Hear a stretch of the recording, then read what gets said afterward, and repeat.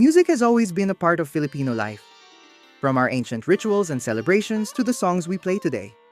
Long before modern instruments, our ancestors used bamboo, wood, metal, and even animal skin to create music that expressed their emotions and traditions.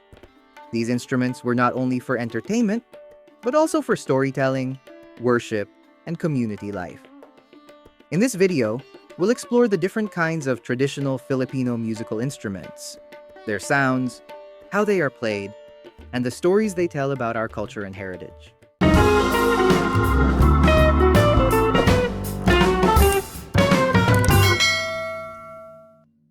Idiophones are musical instruments that create sound from the material of the instrument itself, without strings, skins, or air. In the Philippines, they are mostly made from metal or bamboo, and they give life to many of our traditional rhythms and ceremonies. In the Northern Highlands, people play the gangsa, a flat metal gong made of bronze or brass. It is played during peace pacts, weddings, and harvest celebrations. Each beat of the gangsa represents unity, bringing the community together in dance and ritual.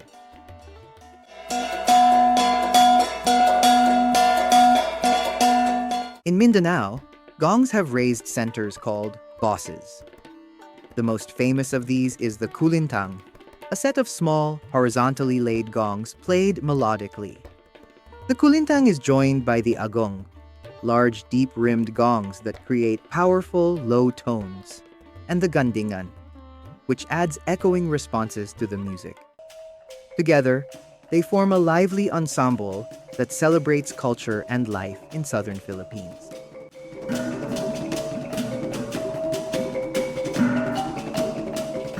But idiophones are not only made of metal. Bamboo idiophones are also common across the islands. The gabang, or bamboo xylophone of the Yakan and Tausug, produces bright wooden tones that accompany dances and folk songs. The bongkaka, or bamboo buzzer, makes a bowing sound when struck, a joyful rhythm often used in Cordillera rituals. The tongatong, another bamboo instrument, is played by striking it on the ground, creating deep and earthy sounds used in healing ceremonies. Other idiophones include the luntang, a hanging log instrument from the Maguindanao, and the kubing, a bamboo jaw harp used for personal expression and even courtship.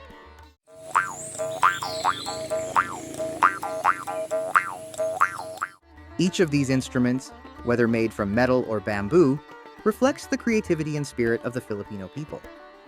Aerophones are musical instruments that make sound through air. They are wind instruments. And many of them in the Philippines are made from bamboo, wood, shell, or horn. One of the most unique Filipino wind instruments is the tongali, the nose flute of the kalinga. It is played by blowing air through one nostril while covering and uncovering holes to change the pitch. The sound is soft and sweet, often used for courtship or quiet reflection.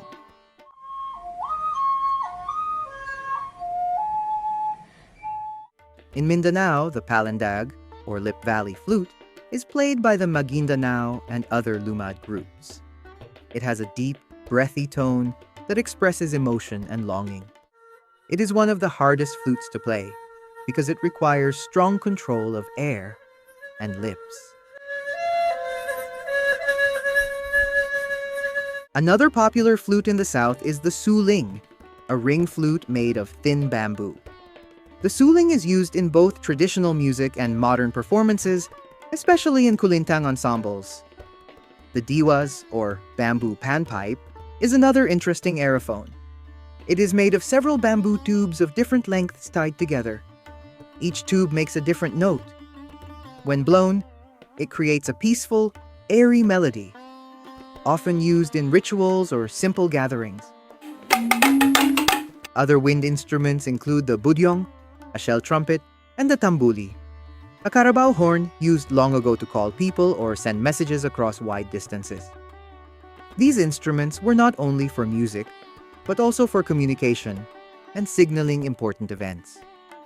From the soft whisper of the tongali to the strong call of the tambuli, these aerophones capture the spirit of the Filipino people. Gentle, yet powerful. Simple, yet full of meaning. Now let's talk about chordophones, the string instruments of the Philippines. These are instruments that make sound through vibrating strings. They can be plucked, struck, or bowed, and each one carries the voice of Filipino creativity and emotion. One of the most famous is the kudyapi, also called kudyapi. It's a two-stringed boat lute found in Mindanao, used by the Maranao, Maguindanao, and Tiboli peoples. The kudyapi is often played solo to accompany epic chants, stories, or love songs.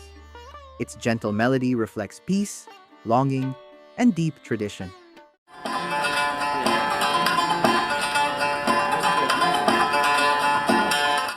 Another beautiful string instrument is the faglong, or kudlong, from the Balan and other Mindanao tribes. It's also a two-stringed lute, often decorated with carvings and colorful patterns. The music of the faglong tells stories of their people and is played during important rituals or gatherings.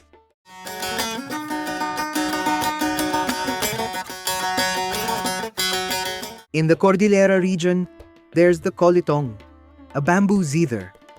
Its strings are cut from the bamboo itself, and when plucked, it gives off a light, calming sound. It's often played alone, perfect for quiet reflection, or while resting after farm work.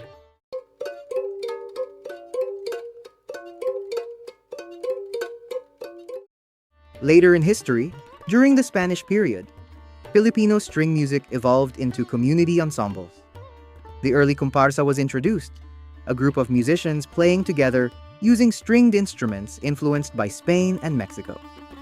Over time, it was replaced by the rondalia, which became a beloved Filipino ensemble.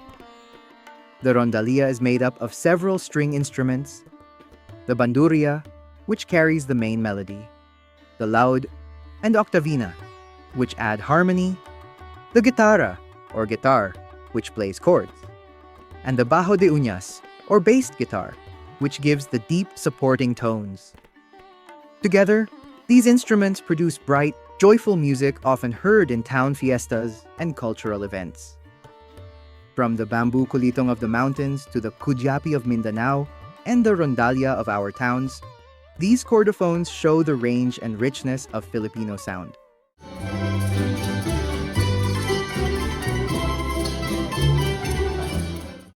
Now let's talk about membranophones, the drums of the Philippines. These are instruments that produce sound when a membrane or animal skin is stretched over a hollow body and struck by the hands or sticks. They are known as the heartbeat of the archipelago because they give rhythm and life to Filipino music, rituals, and celebrations. In Mindanao, one of the most important drums is the dabakan. It is a goblet-shaped drum used by the Maranao and Maguindanao people in the kulintang ensemble.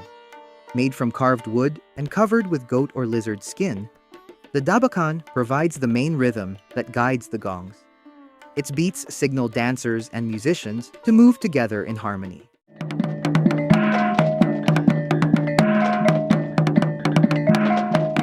Another traditional drum is the gandang, a double-headed cylindrical drum played in pairs.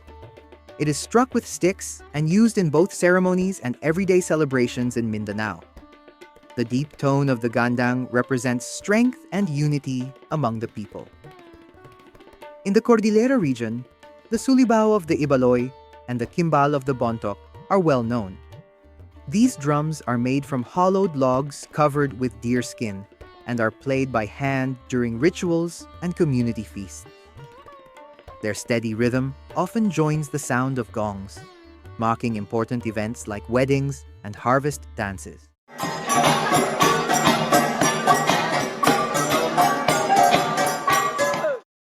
The libit, also called ludag, is another drum from the Ifugao. It has a conical shape with a head made from deer or goat skin. It is played during harvest time, usually under the rice granary, to give thanks for a good yield.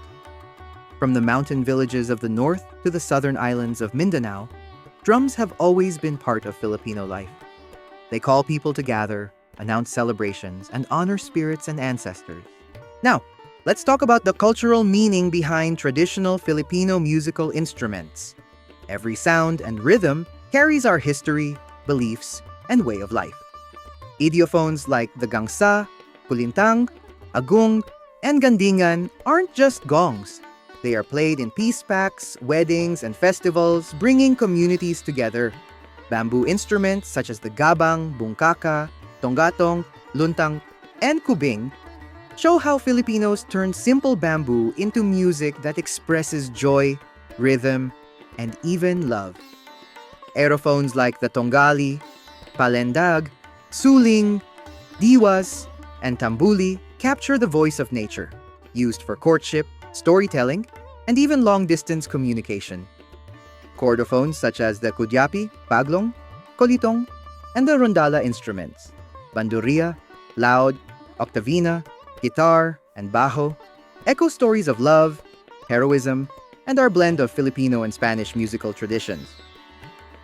And membranophones, drums like the dabakan, gandeng, sulibao, and libit represent the heartbeat of our culture, leading rituals, dances, and celebrations.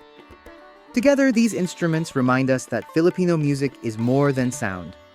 It is our identity, our heritage, and a living story passed from one generation to the next. And that's how our traditional instruments keep the rhythm of our culture alive.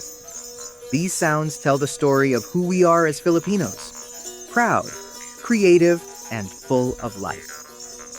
If you like this video, don't forget to like, share, and subscribe for more stories about our Filipino culture and heritage.